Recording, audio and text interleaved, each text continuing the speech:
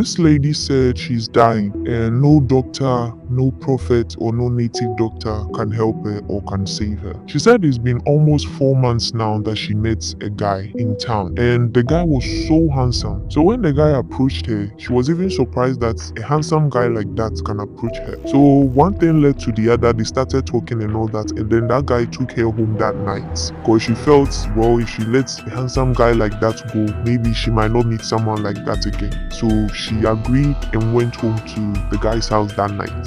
So that night they had fun, and when they were, doing the thing, or when they were having sex, she smelled something. It was like a rotten smell, like garbage. So she asked the guy, what's that smell? Can you smell it? And the guy was like, I can't smell anything. And then they were done doing what they were doing. And then they went to bed. So at dawn, she wanted to go for round 2 and try to, make a move on the guy. But when she touched the guy was icy cold. She was shocked and scared. She even put, her hand around the guy's nose like this to check if he was alive. And there was no air. So she just said a silent prayer and then went to bed. So in the morning when she woke up, she realized that, oh, the guy is not dead. He's actually, awake. And then she got ready and all that. And then the guy gave her money, like enough, very huge money. And she was even surprised. So the guy dropped her off. But she said when the guy was dropping her off, like the guy couldn't even look at her. She didn't understand why. So they got to her place. She just alighted and then the guy left.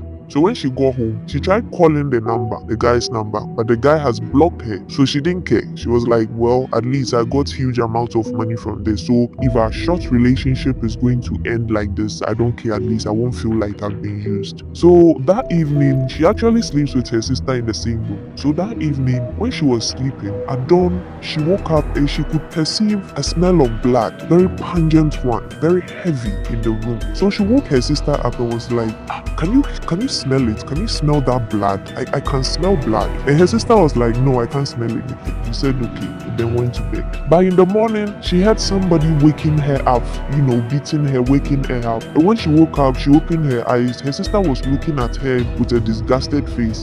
And she also realized that the windows were open, the door were open, like the doors were open, everything was open. And she could perceive that smell, the blood again. And then her sister was just looking at her like that. So she looked at her fingers, like her hand, and realized that there was blood on her hand. And then she checked and realized, okay, so the blood smell was actually coming from her. And she thought maybe it's my menses. But then she realized that no, my menses just came 8 days ago. So this can't be my menses. So she took her bath, and yet still, even after scrubbing, after exfoliating and everything, yet still the blood scent was on her and she could smell it, and now people around her can also smell the heavy blood. So her mother was like, no, this is not normal, let's go to the hospital. And then they went to the hospital. When they went to the hospital to check, the doctors just didn't know what was the problem. They did a whole lot of tests, still nothing. And then they advised that she stays at the hospital for now. So she said she stayed at the hospital for like 5 weeks, yet still nothing. And then she confessed and opened up and told her mother about it, that, ma, this and this is what I did. And I think maybe that night the guy I slept with and I felt he was dead and all that. So the mother was like, what? Are you serious? She said yes. And then the mother said, okay, let's go and look for the guy. So take me to that guy's house. She took her mother to that guy's house and they were told nobody like that lives here. No name, no. And they said, okay,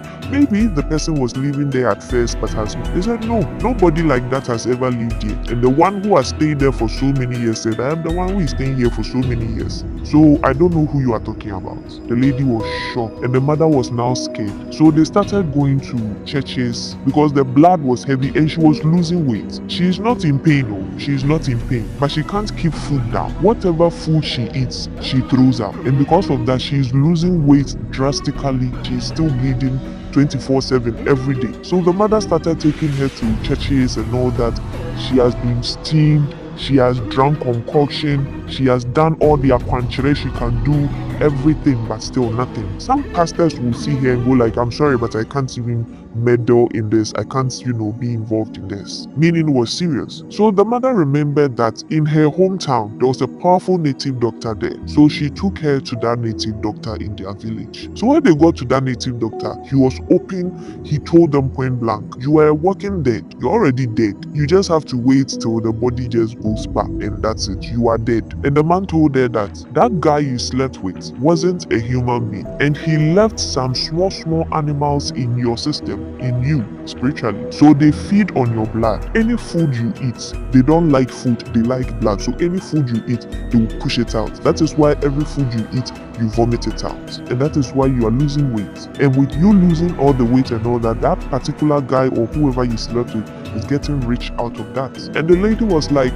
but we protected ourselves, we used the condom. And the native doctor was like, so you think condom protects you spiritually? No, it doesn't. So now the lady says she's just waiting to die. She's not in pain, she just can't eat, and now she's just bony and waiting just to die. Ladies or young ladies out there, be very careful. Even the one you are dating as your boyfriend can turn and use you for rituals. How much more somebody you just met today and you are following the person to go and sleep with them, and you are happy because the person is giving you a lot of money. Pepper, why? So you see, now you are dying, or now you are dead. In fact, you are dead. No pastor is able to help you. No native doctor is even able to help you. You people need to understand that we human beings are not the only ones walking on this earth. There are mystical beings and there are demons walking on this earth. Sex is a spiritual thing. If you cannot abstain from sex, get married. If you are not financially stable to get married, sit the person down. Let the family know that this is the person you want to be with, and stop sleeping around. You are just doing so ties left, right, front, center. And when your life is now messed up and everything you do doesn't go well, you keep asking yourself, why is everything not going well for you? Be careful, because that punani is a very special thing